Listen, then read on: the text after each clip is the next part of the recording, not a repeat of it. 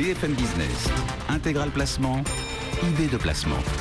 Et tiens, on va parler immobilier. Les taux de crédit remontent. Ça y est, les taux de crédit remontent. Alors, est-ce que ça va durer ? Est-ce que vous devez vous dépêcher de réagir ? On va répondre à cette question que vous êtes nombreux à vous poser avec Cécile Roclor qui vient de nous rejoindre. Bonjour Cécile. Bonjour. Vous êtes chargée des études pour Empruntis. Donc les taux de crédit immobilier remontent. Quand on a dit ça, on n'a rien dit. Ils remontent beaucoup, ils remontent dans beaucoup de banques. Qu'est-ce que vous constatez aujourd'hui ?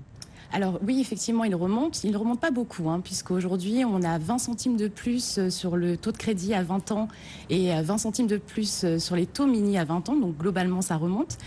Ça remonte pas donc énormément, puisque ça fait 20 € en moyenne de plus sur une mensualité de crédit pour un crédit de 200 000 €.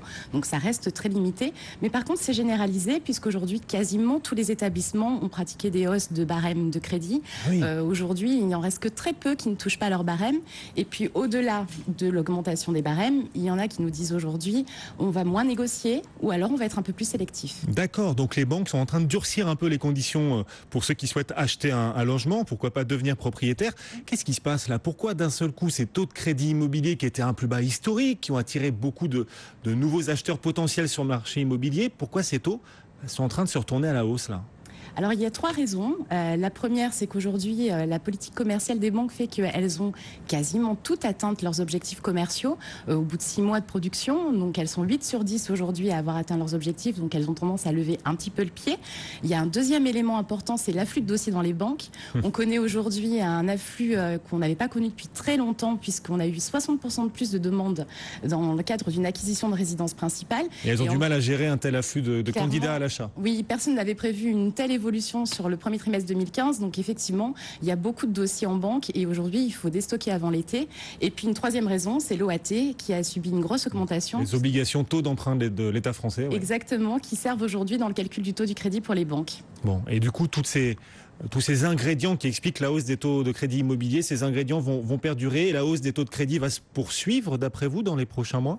Alors c'est difficile de préjuger de ce qui va se passer dans l'avenir, puisque aujourd'hui on est sur une période charnière. Ce qu'on peut dire, c'est que ça ne baissera pas plus. On a atteint des niveaux historiquement bas, donc on va plutôt aller vers une lente remontée des taux. Le meilleur est derrière pour ceux qui souhaitent acheter un Clairement, logement. Oui, tout à fait, vous avez raison. Le deuxième élément important, c'est que les banques sont en train de faire leur premier bilan de leur année 2015, sont en train de regarder leur stratégie pour 2016, et donc on aura une vision claire sur les taux à partir de septembre, sur ce qui va se passer. Est-ce qu'elles seront toujours aussi agressives sur la fin de l'année et sur 2016, ou est-ce qu'elles vont réduire la voilure ? On imagine que vous avez un scénario quand même chez Empruntis, un scénario sur cette hausse de taux là qui commence à se mettre en place. Vous commencez à chiffrer le potentiel de hausse des taux de crédit immobilier, ou il est encore un peu tôt ? Alors il est encore un peu tôt, vraiment septembre sera la clé de la fin de l'année, mais on pense qu'on est vraiment sur une perspective de lente remontée des taux et que le meilleur est derrière nous. Bon, si le meilleur est derrière nous, est-ce que ça ne va pas justement casser la reprise du marché immobilier ? On voit en effet depuis que les taux sont au plus bas le retour de beaucoup de candidats à l'achat. Est-ce que ça ne va pas les démotiver ? Alors, on espère que non, et il n'y a pas de raison, puisque aujourd'hui, on est justement à des taux historiquement bas. Donc, même si on avait une remontée significative, on reste dans des conditions qui sont extrêmement favorables. Donc, on tape plutôt sur une remontée lente sur la fin de l'année et puis sur l'année 2016. Mais non, il faut continuer à vouloir acheter son logement parce que ça reste un bon projet immobilier. Et il faut se dépêcher de le faire ou pas ? Alors, 2 situations. Alors, comment on doit s'adapter à cette nouvelle donne ? Vous nous dites la hausse des taux, elle est lente, elle n'ira pas très loin, vous êtes très rassurante, mais enfin, on a quand même une inversion de la courbe là pour le coup.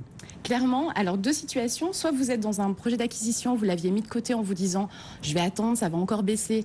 N'attendez plus parce que ça ne baissera plus. Et donc actionnez votre projet en ayant à l'esprit que des fois de faibles écarts de taux entre 2 banques. Dans ce cas-là, il vaut mieux choisir la banque qui est en capacité de vous répondre vu l'afflux de dossiers. Et puis si vous aviez un dossier à renégocier, il est urgent d'agir parce que les banques vont commencer à resserrer les taux de crédit, principalement sur la renégociation en limitant les négociations au-delà des barèmes. Donc dans les 2 cas, il faut y aller.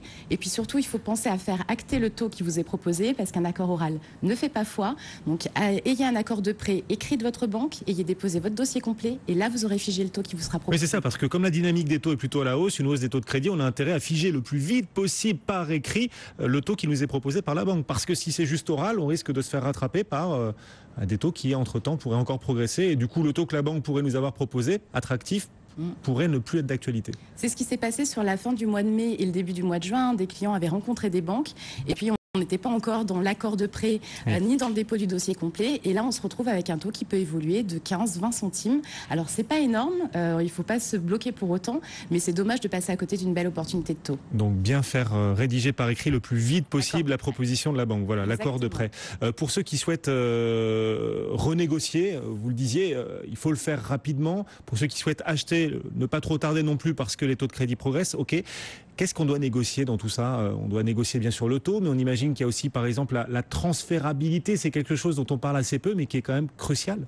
Vous avez tout à fait raison parce qu'aujourd'hui, c'est un élément majeur de négociation. On a les indemnités de remboursement anticipé qui sont bien connues, tous les frais connexes à la souscription d'un crédit, mais la transférabilité du prêt avec des taux aussi bas qu'aujourd'hui vous permet de bénéficier des mêmes conditions si vous vendez votre bien et que vous en rachetez un autre d'ici 2, 3 ans, 5 ans. Quand les taux seront moins attractifs. Exactement. Ouais. Et du coup, c'est vraiment un outil important pour l'emprunteur, négocier la transférabilité de votre prêt pour plus tard. Voilà, pour qu'on pouvoir arriver au bout de mon prêt, le faire arriver à échéance, même si entre-temps je change de bien immobilier. Exactement. Voilà, et continuer de profiter des conditions actuelles qui sont, encore une fois, hyper intéressantes. On ne les a pas connues depuis les années 50. Est-ce que face à cette hausse des taux de crédit immobilier, les banques vont quand même faire quelques gestes pour ne pas décourager trop d'acheteurs à l'achat? Est-ce qu'elles vont, d'après vous, assouplir certaines de leurs conditions, demander un peu moins de frais de dossier quand même pour compenser la hausse des taux de crédit?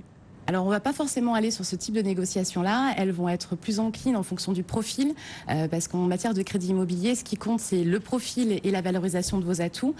C'est un élément important aujourd'hui. Si vous voulez négocier avec une banque, pensez à bien préparer votre dossier et à valoriser tout ce que vous pouvez mettre en face en contrepartie de la négociation de taux. Mais on va plutôt vers un resserrement des critères qu'un élargissement. Cécile Roclor, merci d'être venue nous voir, Cécile, pour tous ces conseils, ce diagnostic sur le marché immobilier et des conseils pour vous qui nous écoutez et qui nous regardez. Cécile Roclor, chargée des études chez Empruntis. Le marché parisien qui tente de se rapprocher de son seuil de clôture d'hier soir. On est en ce moment en tout petit repli de 0,11%. Tout de suite, la gestion collective est à la une.